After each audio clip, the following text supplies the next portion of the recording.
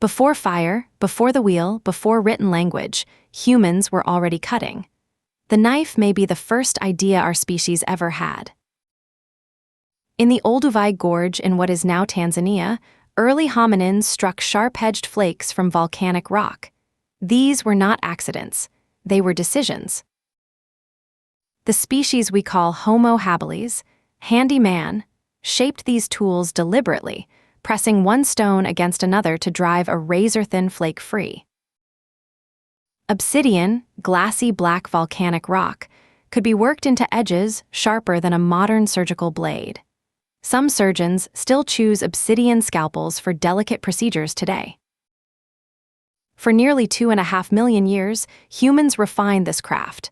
They gave knives a spine, a belly, a tip, the same anatomy a chef's knife in your drawer has right now. As humans spread from Africa, the knowledge traveled with them. Flint knapping appears in Europe, Asia, and the Americas, the same solution, independently discovered again and again. Around 9,000 years ago in the ancient Near East, humans learned metal could hold an edge differently than stone. First copper, then bronze, transformed what a knife could be. The bronze knife was repairable. You could regrind it, melt it down, start again. Metal gave the knife a permanence stone never could. Iron was so rare in the Bronze Age, it was considered more precious than gold. When archaeologists opened Tutankhamun's tomb, they found an iron dagger later confirmed to have been forged from a meteorite. Around 1200 BCE, ironworking spread out of Anatolia, in what is now Turkey, and changed everything. Iron was harder than bronze, far more abundant, and suddenly within reach of ordinary people. The Romans called their all-purpose blade the coulter, direct ancestor of the word cutlery. It was everywhere, kitchen, battlefield, hanging from the belt of every legionary. Archaeologists have recovered Roman folding knives with bone handles and pivoting iron blades. They are nearly 2,000 years old, and you would recognize one immediately. As Rome fell and Europe reorganized, blade-making fractured into regional traditions. Certain cities began to emerge as centers of craft that would define them for centuries. Sheffield's cutlers were renowned by the 1300s. The city sat above deposits of millstone grit, perfect for grinding, and beside rivers that powered the wheels. Across the North Sea, Solingen in the Rhineland was doing the same. By the 1400s, Solingen blades were traded across Europe. The city still calls itself the City of Blades. Bladesmithing was strictly controlled. Guilds dictated who could make knives and what standards they had to meet. A Sheffield mark meant quality the way a hallmark means purity. Steel iron with a precise amount of carbon was the real breakthrough. Too little, too soft, too much, too brittle. The right balance gave a blade that was hard and tough at once. In Japan, bladesmiths were developing something parallel and distinct. The katana was folded and hammered hundreds of times, layering hard and soft steel into an instrument of extraordinary precision.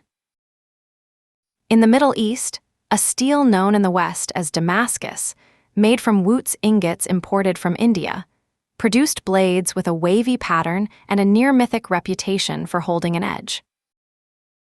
By the 1700s, the recipe for true Damascus steel had vanished. A 2006 scientific study found carbon nanotubes woven into the ancient blades, which may explain their legendary properties. In medieval Europe, every diner brought their own knife to the table, worn at the belt.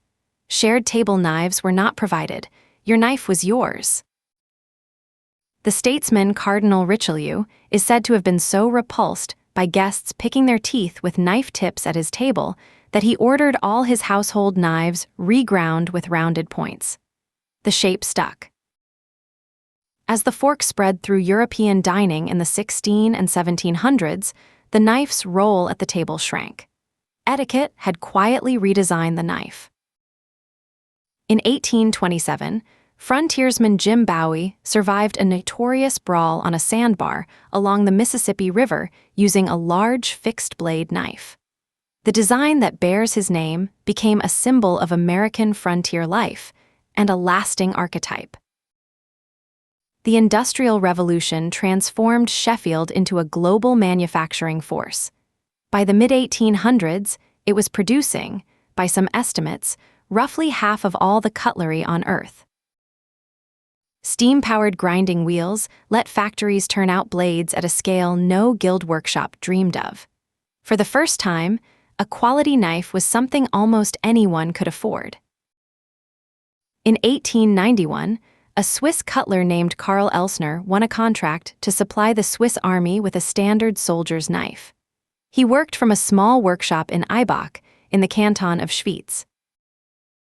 Elsner's knife had 4 tools on a single pivot: a blade, a can opener, a screwdriver, and an awl. Soldiers needed 1 tool to assemble and disassemble their service rifles. Elsner named his company Victoria after his mother, who died in 1909. When stainless steel, inox in French, arrived in knife-making, the company became Victorinox. Stainless steel was developed in Sheffield by metallurgist Harry Brearley around 1913. He added chromium to steel and found it resisted rust, reportedly noticing it first when discarded test rods refused to corrode. Stainless steel changed the knife for everyone. It didn't rust, didn't stain food, and required none of the oiling carbon steel demanded. The kitchen knife became a domestic essential.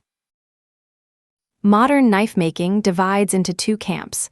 Forged knives are hammered from a single billet of steel. Stamped knives are cut from a rolled sheet. Both camps have passionate defenders. One reliable sign of quality is the full tang, the steel running all the way through the handle. It means the knife is one piece. It will not come apart when you need it. The broad, slightly curved Western chef's knife, 8 inches being the most common length, descends from 19th century French professional kitchens. It is now the most sold knife style on Earth.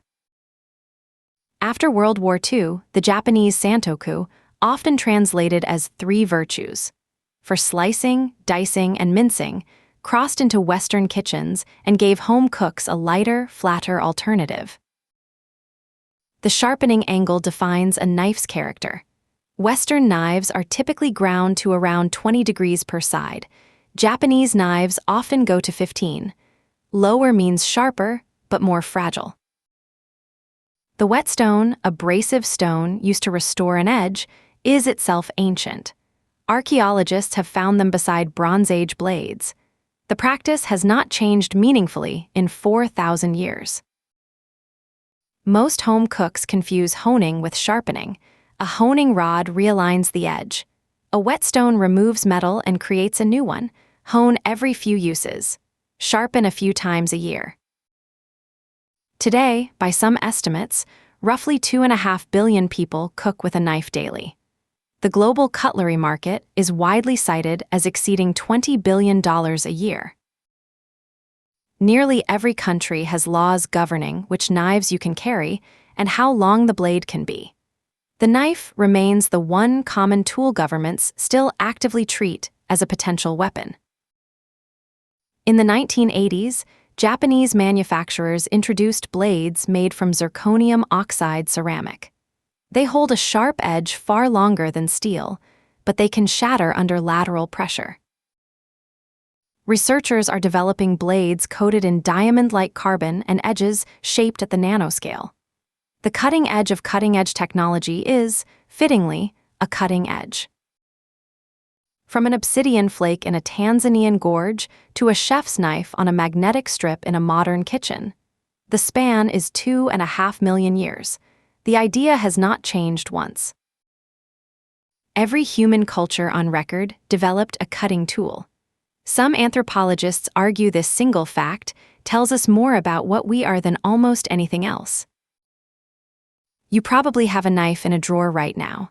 It might be cheap, it might be dull, but the idea behind it is older than art, older than agriculture, older than us. This is Origins. Subscribe and come back tomorrow. There's a new origin every single morning.